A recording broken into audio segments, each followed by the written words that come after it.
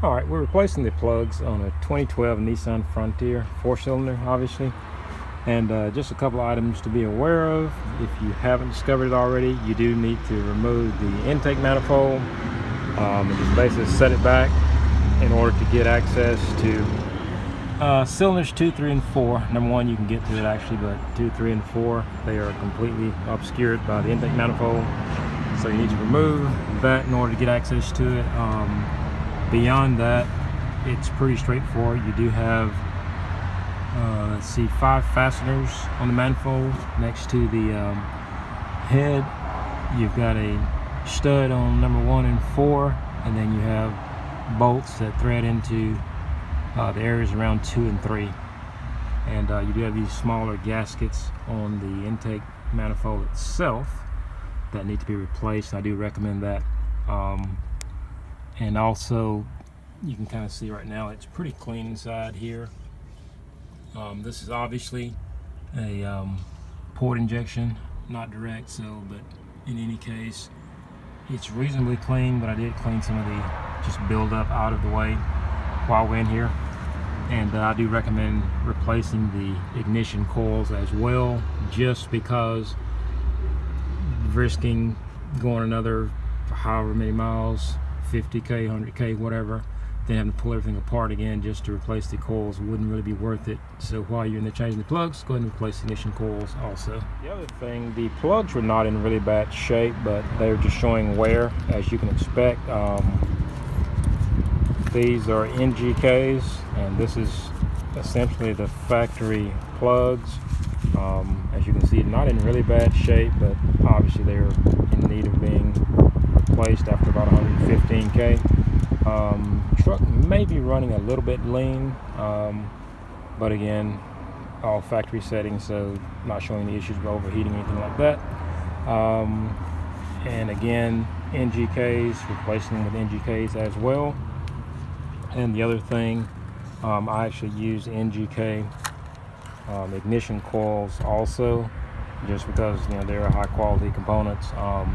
Never had any problems with them, and found those I think on eBay for probably about 40 bucks each, somewhere in that ballpark. So not bad at all, well worth swapping them out while we're in here. And as another FYI, just in case you haven't discovered it yet, these plugs are pretty small as far as plugs go. I guess kind of routine for a Nissan or Honda, Toyota, but 14 mil deep well socket is what I use to pull these. You of course can use an actual plug socket, but 14 mil does the same thing. You may not have a washer or the rubber washer on the inside of it to grab a hold of the plug itself when it's loose, but again, 14 mil deep well will get the job done. And you can just use the ignition coil itself to thread it back in, and also pull it when you need to. Pretty much it. I think the fasteners on the manifold were actually 12 mil, and those are pretty straightforward as well. So we'll see how it goes back together. Also, by the way, in case you're wondering, these are the actual plugs here, part number. I think that's clear enough. The actual coils here, not sure if that's the correct part number or not.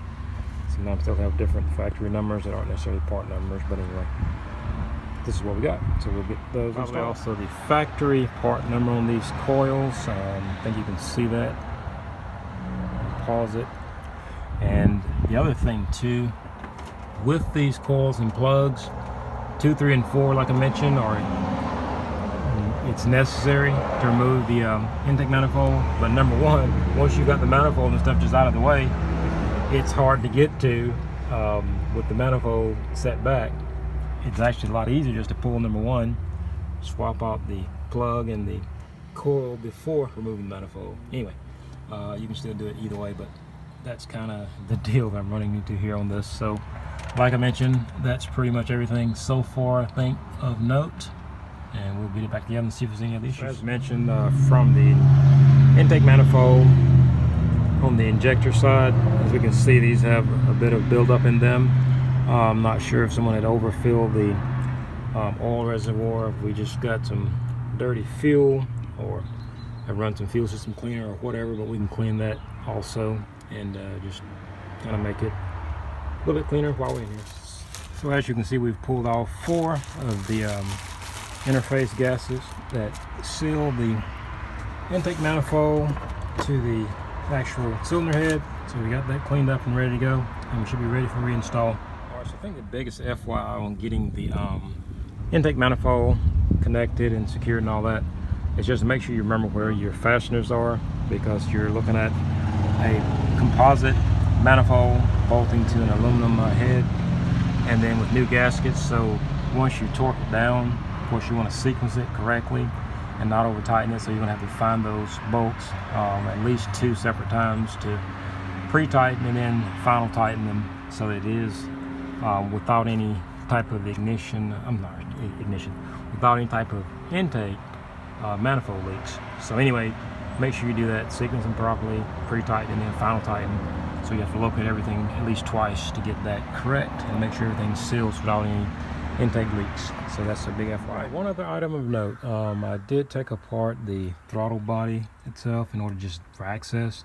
I didn't think about it previously because I didn't know I would have to do that, but anyway, there is a gasket on the other side of the throttle body, and I just had to reseal it since I did not purchase a replacement gasket for it. So essentially, just a FYI, if you're going to change your plugs, probably a good idea is go ahead and buy that gasket that seals the throttle body to the intake manifold. So just FYI there. So we'll let that settle, but I think that's pretty much it. Put everything back together and it should be good.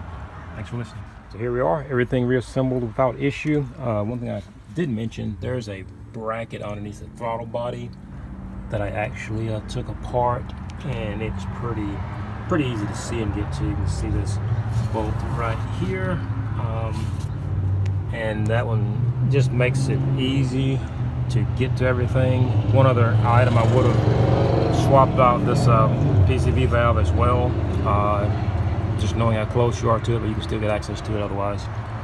Other than that, everything reassembled like we mentioned, so no issues. And thanks for watching. God bless.